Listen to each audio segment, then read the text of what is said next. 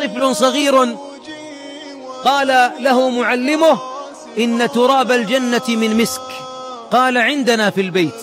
قال: أتكلم عن تراب الجنة؟ قال: عندنا في البيت.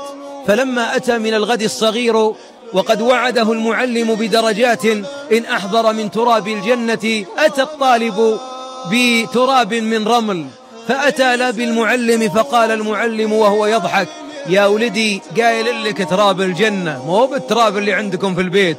قال: لكن يا أستاذ هذا التراب مشت عليه أمي صباح هذا اليوم، أمي مشت عليه، والتراب اللي تمشي عليه أمي من الجنة، تبغى ترضى ولا جعلك ما ترضى؟ أليس الحبيب يقول: إلزم قدميها فثمة الجنة؟ والله إن السعادة إن رأيت تلك القدمين يا شيخ. قوتك أيها الابن، قوتك وجلادتك ما قوي ساعدك إلا لما ضعف ساعدها، وما قويت قدميك إلا لما ضعفت قدميه. رب ارحمهما كما ربياني صغيرا، شعار أهل الإيمان.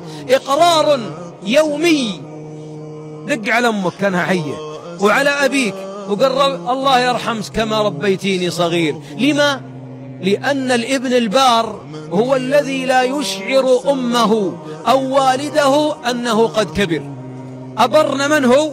الذي لا زال يشعر أمه أنه طفل، وأنه لا زال يدرج ويحبو بين يديها، ولا زال يلاعبها ويتلوم عليها، ولا زال حياته ولذته مو بالنظر للواتساب، النظر لوجهها، ليس النظر لللابتوب، لا، إنما النظر إلى وجهها، ليس النظر للجالكسي والآيفون وقنوات و60 بوصة، إنما النظر إلى وجهها. وما أجمل النظر إلى وجه أمي.